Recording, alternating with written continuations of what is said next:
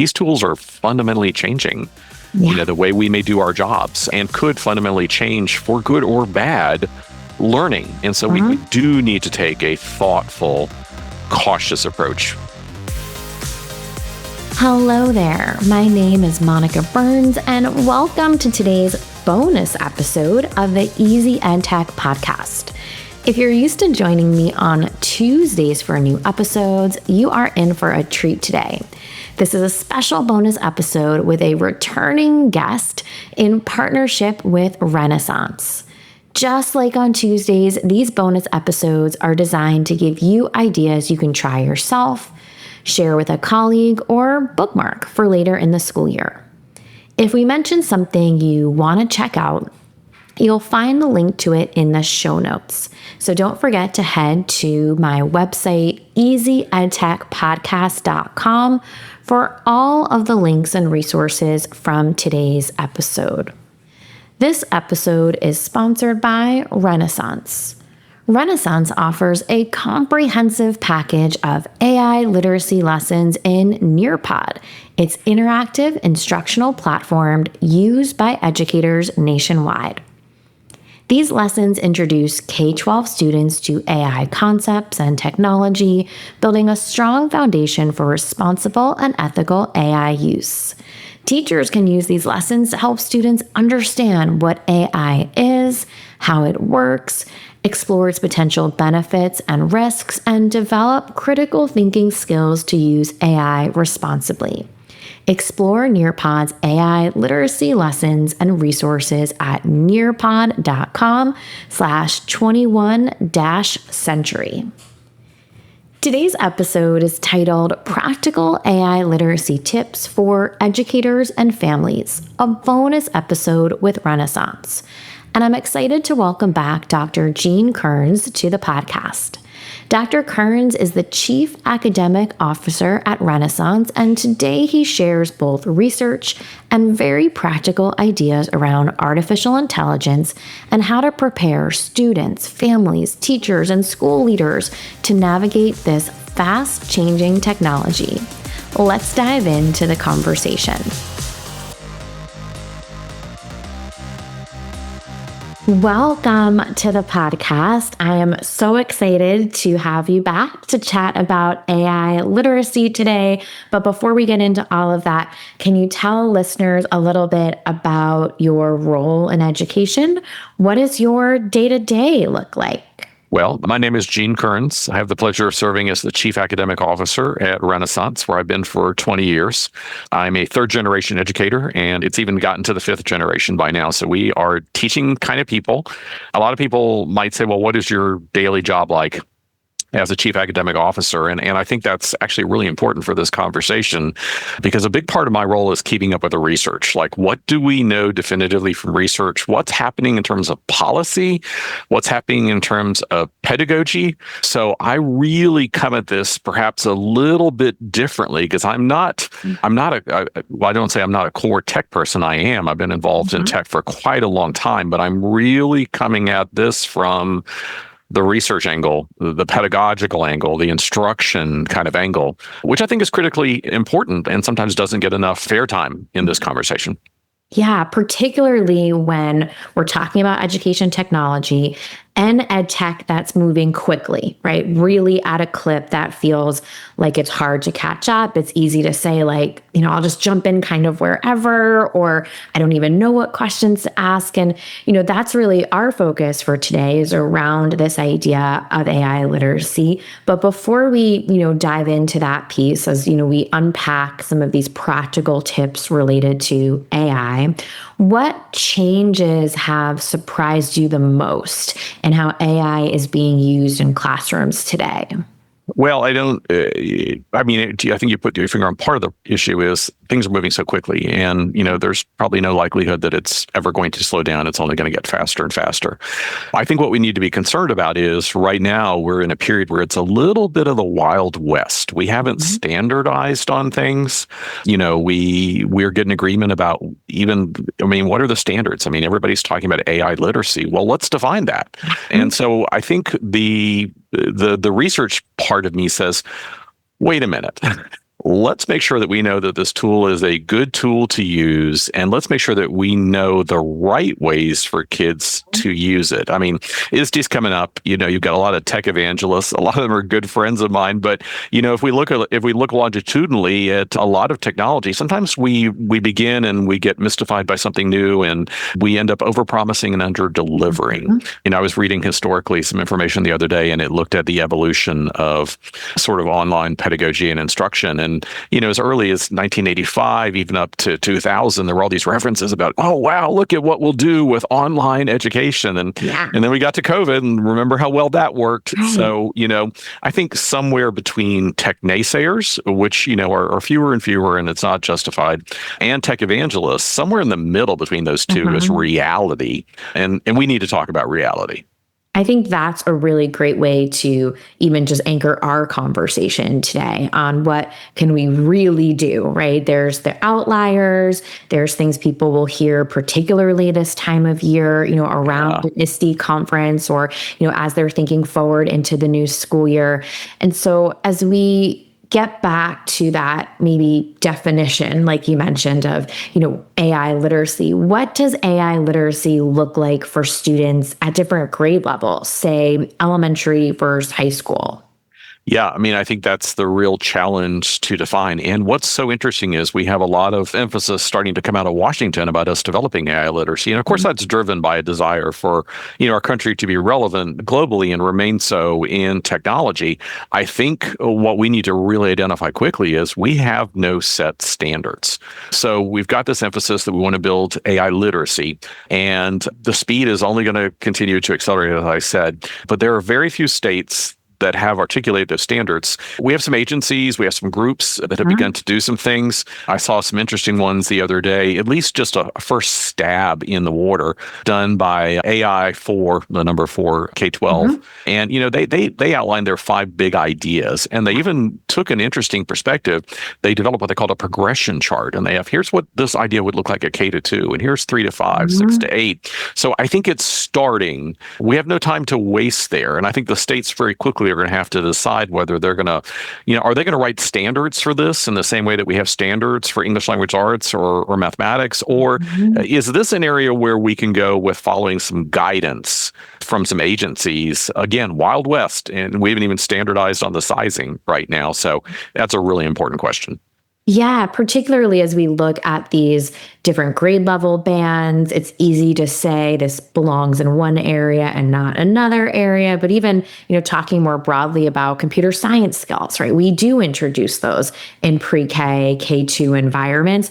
It just looks very different, in a secondary classroom. And I think there are some parallels to that conversation. At least I know that's come up a few times as I've talked to school leaders who are asking some of those same questions, like, what do we even want, right, students to be able to do, as they're still wrapping their head around what this technology can do or means in their practice. So, what are some practical strategies educators can use to build AI literacy in a classroom without needing to completely overhaul their curriculum? Yeah, I mean, I think right now it's try it out, take it slow. I think it's so important that we look for tools that someone has checked out the safety of. But I want to hit on something there. I mean, our curriculum is going to remain our curriculum. Now, our pedagogy, how we're going to teach it, that's where it's going to change. And I think when we get into that, we've got to think about 2 sort of really distinct areas, and they're radically different. One is what approaches and what tools are okay for us as educators. Yeah. And I read an article the other day that just, for whatever reason, it resonated with me. And the guy said, think of our AI tools as a really good junior assistant. Don't be letting it do something that you don't double check. And it's not going to be 100%, but it might get you to 60%. What are the lower level kinds of things, or something you're just stuck on? You can feed in there, get it to refine something, get it to do a first pass at something, and then you're going to check it and take it from there. So I think what's amazing is, any teacher out there would always want a teaching assistant. Well, we're getting to the point that they're going to have a digital one. They're going to have to double check what's going on there. But I'm less concerned about what the teachers are doing in terms of generating things, particularly if they remain in the loop and they're going to check on those things. I'm more concerned about what are we going to have kids do? with these tools? And those questions go in two directions. I mean, first of all, there's a safety kind of thing. Where's the information going? What are they seeing? What are they doing? We've had the bias conversations for a while, but where I'm seeing the narrative switch kind of recently with a couple of studies is that beneficial for them? What are kids doing with these tools? And are they outsourcing? I heard this one the other day. Are they outsourcing their thinking? Yeah. So I think we have to be really, really careful about what it is we allow kids to do or encourage them to do, and make sure that what they're doing in the same way for us is, okay, if you could, I mean, my kind of general rule of thumb is I could do that myself, but I want my junior digital assistant to do it, and then I'll refine it. Yeah. That's safe. That's safe. But if we're talking about something you haven't mastered yourself, then you may be over relying upon a tool that may not be fully equipped to do what it is you need it to do. Yeah. So it's an interesting time to think through. I think that's a really great way for someone who's tackling this themselves from an instructional planning standpoint to even say, like, what works best for me, right? What's in my workflow? Sometimes I say to people, what's not the best use of your time, or what's on your wish list that you just couldn't do, right? Forget about your to-do list of all the things. Like, what are the things you wish you had time to do? Can you outsource this, right? Or can you delegate this, or get a little bit of support?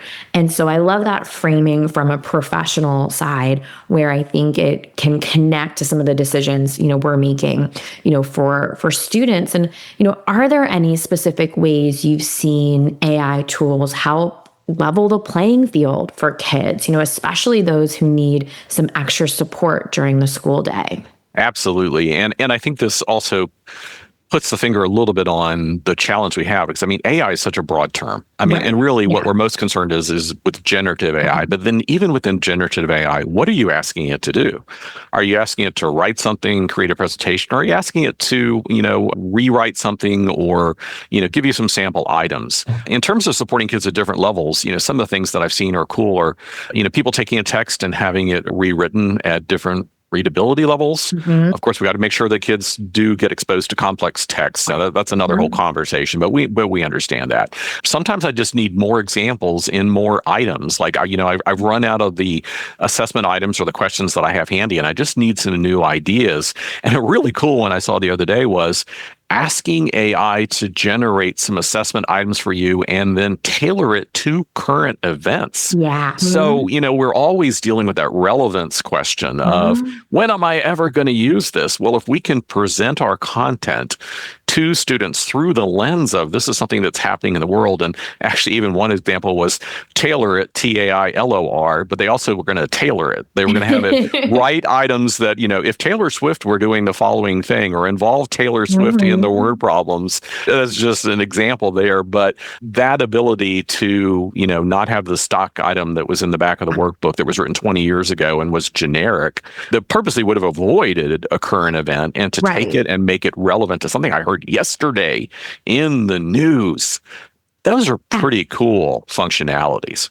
I love that example. And I think that's something that is sometimes overlooked when we're, saying, you can make this list, you can write this email, you can refine this, right? It really is the connections that you can make between big ideas to help make something engaging and authentic to students. I know this spring I was doing a lot of March Madness connecting, how can we teach the month cycle with March Madness? And as much as I would like to think I know about both of those topics at whatever level would be enough, right, for a group that I'm working with, I don't know that I would have been able to make a bracket challenge with all the different types of rocks, or kind of got into that place without that support, and of course there's that refinement, there's all those pieces in there, but, it is something that it's exciting to see what's possible, while at the same time, exploring what we want students, to do in these spaces. And so, I would imagine, your conversations are extending beyond a classroom to also include families. And, what can educators do, or how can educators talk about AI and education with families who are understandably curious or skeptical about the role of AI in student learning? Yeah, I mean, I think we're all in that same boat together. So, I mean, I'd first begin by contextualizing it for the parents in my school district by saying, this is a quickly changing landscape. You know that, and I think they'll have some empathy for the fact that teachers are trying to navigate something that is changing really, really quickly. That said, I think ultimately what they want to hear about is, what controls are you putting in place to make sure that this is both a safe and a beneficial thing for my child?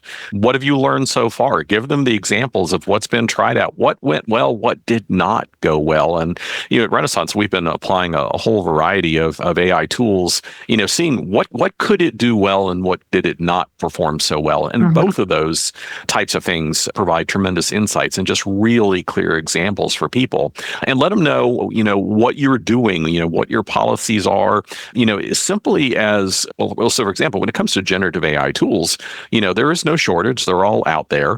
And what I'm finding is I'm seeing from some of them a lot more safeguards for kids. So Common Sense Media had some ratings the other day. Google Gemini did really well in that. I've read some interesting things coming out of Anthropic about Claude, and they seem to be very thoughtful about what they're doing. They've got this amazing mode that you can put Claude in it. They call it, learning mode, where it really, in some ways, puts a governor on the system so that kids can't be misusing the tool or using it in ways that really would not be beneficial for them. In other words, having it do too much. And so in that sense, really we're missing out on opportunity if we don't explain to parents what tools are we using and why, and then encouraging them to have their children use those same tools. Because if a kid goes home and uses another tool without those safeguards, then, the whole process has been circumvented there. So, involve them in part of that too, and help them make informed decisions for their children's use of AI at home, hopefully guided by what we're doing in school.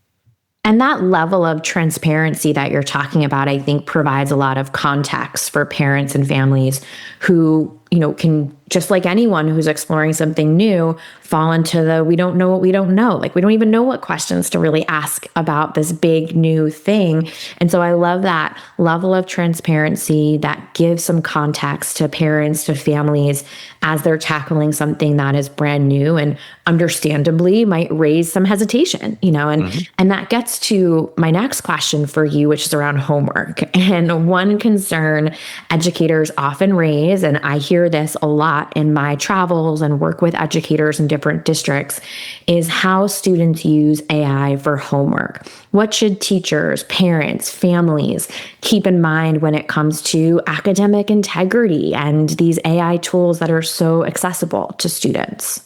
Yeah, I mean, we keep coming back to what's the kid doing with the tool, and is it the right thing for them to do with the tool? We actually have a variety of lessons that we worked on with Common Sense Media that are now part of our Nearpod platform that speak to the literacy. And I think any lessons that we do with kids that doesn't deal with integrity, academic integrity, is lacking. Like we've got to talk with them about that. That said, I think this goes back to that idea of we're putting our finger on a really critical element here. I was reading a study the other day, and they used the phrase in their write-up, and they were citing other people where they were saying, a tech advocate's going to come at you and talk about hybrid intelligence. Isn't this amazing?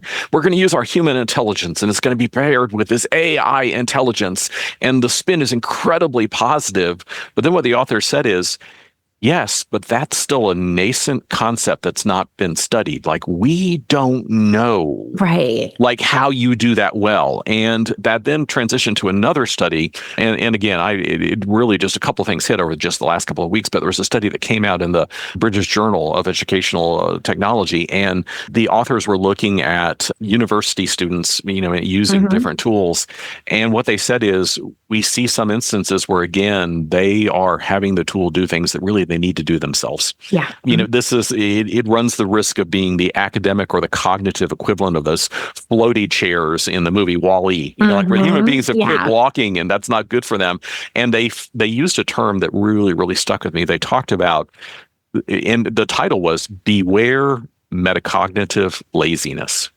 And some kids, it'll be hard to resist, but I think it's talking with kids about, if you use it in this way, you are circumventing the process for yourself. You are not, it's trying to go to gym and bulk up without using the weights. Like, it's not going to happen. And for a lot of kids, if we can make them that much more aware that, okay, I probably shouldn't be using it that way. That'll create enough sort of feedback for them, that they will avoid that particular use. So, it's not unrelated. I don't know if you saw Webster Dictionary's 2024 word of the year. Do you know that one? No, I don't know if I do. Brain rot. Oh, okay. Now they were coming at it from the the level of kids consuming mass amounts of social Right. content. But what I saw was teachers saying, I taught my kids about that. And I had kids go, yeah, I guess that probably isn't that good for me. Right. And I Yeah. think it's the same. This is not unrelated to teach kids. Mhm. Using it in this way is not good for me. I mean, we to learn, we have to be on the edge of our performance. We have to be stretching. We have to be struggling. And what one author said is, if kids use these tools in a way that takes away that stretch Yeah. and that struggle experience for them, learning will be shut down. And so again, you can spin this as hybrid intelligence, but we don't know. We are just Right. now beginning to study and understand how would that work in a way that is beneficial, and what are the dangers and what are the risks. And we've got to talk about both. Yeah, and particularly for these growing students, right, who are interacting in spaces where there are these tools. And just like any tool, right, some have a place in one part of the day and others don't have a place in another part of the day. And, you mentioned Nearpod's lessons, right, the Common Sense Media partnership or connection there too. How would you describe Renaissance's approach towards AI? Yeah. So a couple of things. One, I think our approach is like a little bit coded into our DNA. And what I mean by that was, we've been around for 40 years in a space that changes a lot.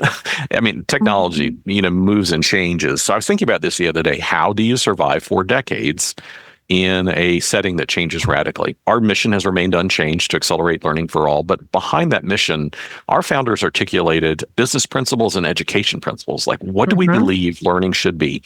One was whatever we were advancing needed to be research proven. And that's kind of why you hear me saying, wait a minute, have we proven that? Have we documented that? But the other one that actually may be more relevant in this moment, and again, this concept was penned for us internally 40 years ago, the best use of technology. There was even statements in our original documents that said, learning is an inherently social process. It's the interaction between a child and a teacher. So we pledge to only develop and promote tools that represent the very best use of technology. And what we mean by that is, we're not going to turn a functionality over to technology unless we've proven that it can do it as well as or better than a teacher.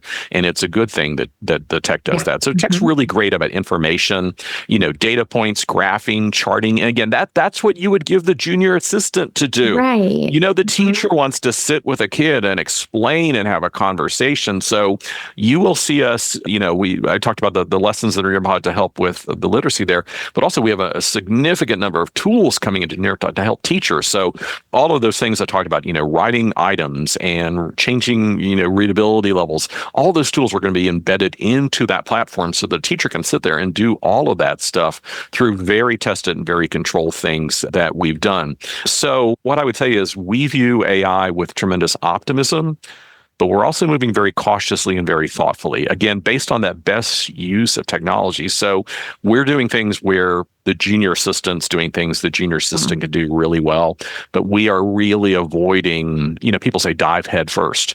Well, I mean, there's a literal kind of thing that there's a danger to diving headfirst when you don't know how deep the waters are. So I get really nervous when I hear of AI tutors taking over the process. Do we really know that the tutor can do the job as well as or better than the human being?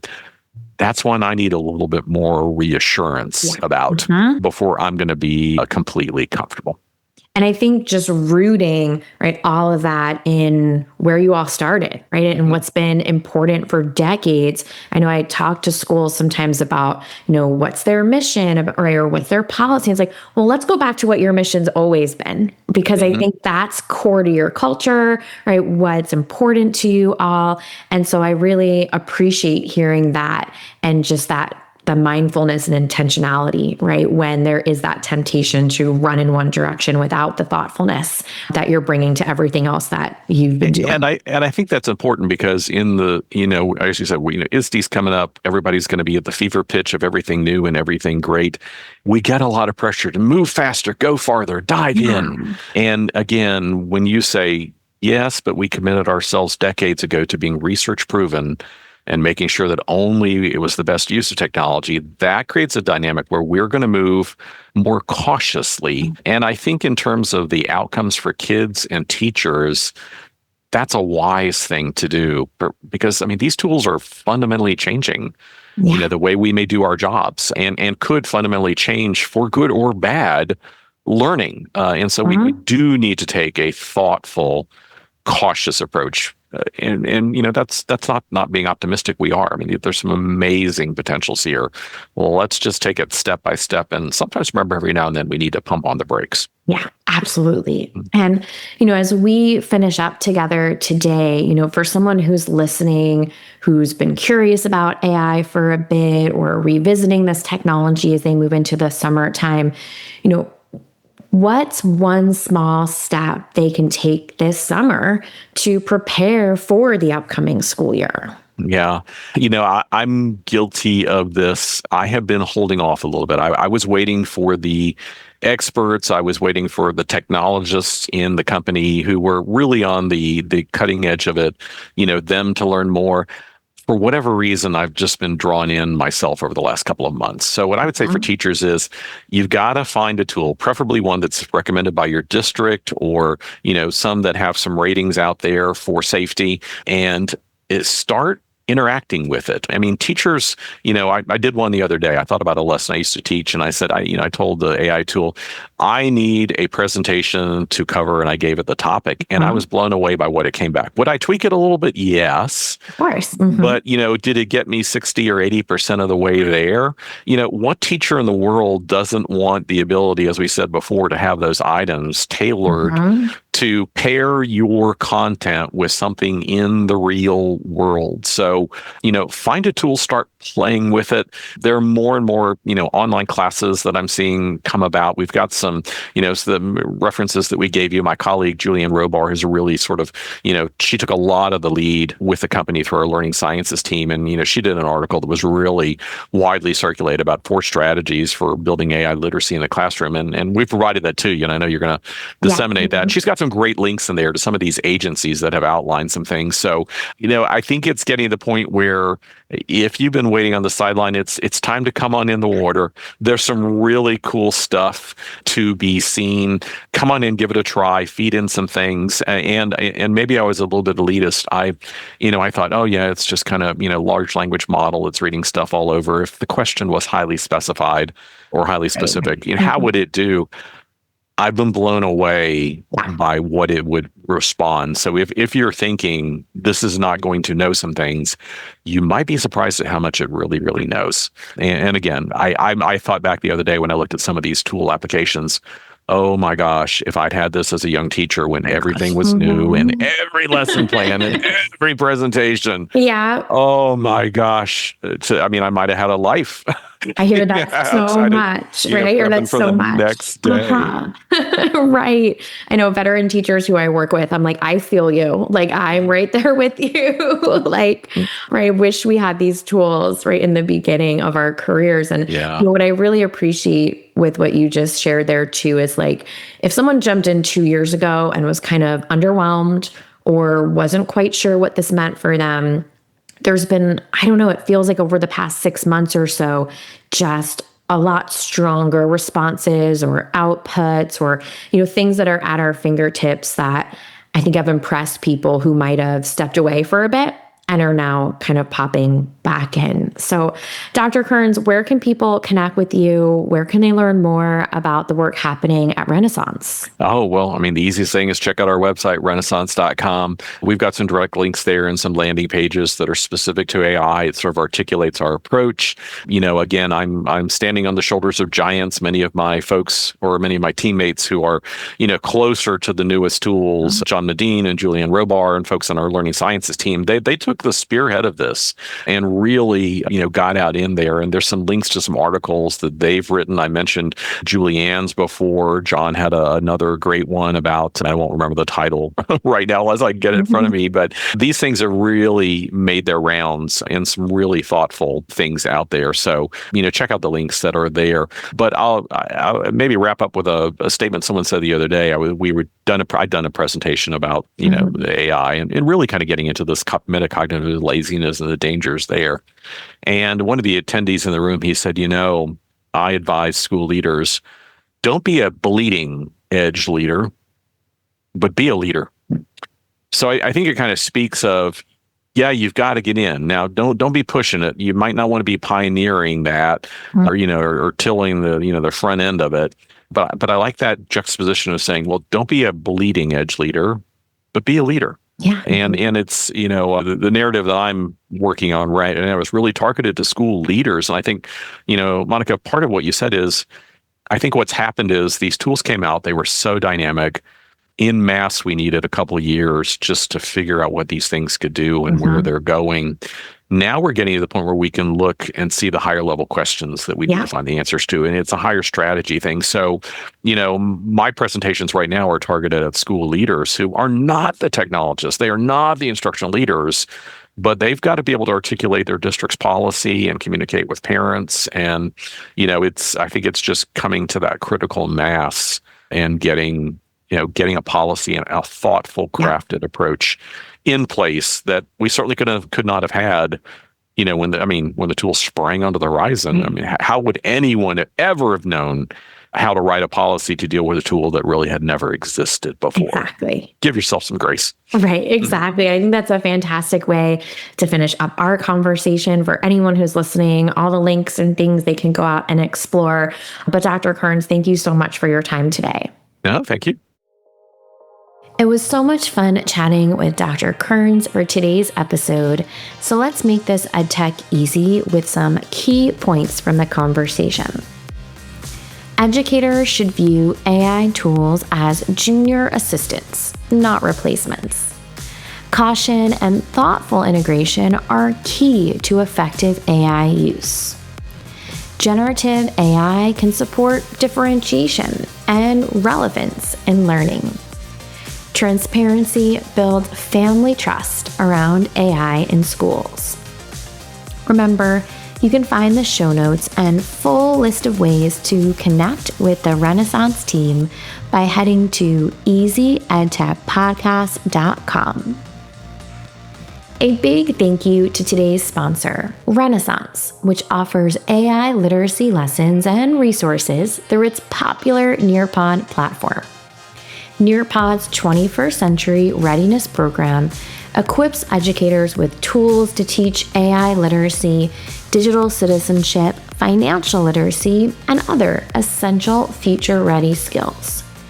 These quality resources were created in partnership with Common Sense Education and other leading educational publishers known for their evidence-based and classroom-proven materials. Explore Nearpod's ready-to-teach AI literacy lessons and resources at nearpod.com/21-century. That's Nearpod, nearpod.com/21-century. If you're listening to this podcast on Apple Podcasts or Spotify, or maybe another favorite podcast app, don't forget to hit that follow button. When you follow along with the podcast, each new episode will download for you automatically so you don't miss a thing. And if you have a moment and are feeling extra helpful today, please leave a rating or review for the podcast. It helps other educators find an episode like this one when they're searching for topics like EdTech in their podcast app. Have a great week and check back on Tuesday morning for next week's new episode.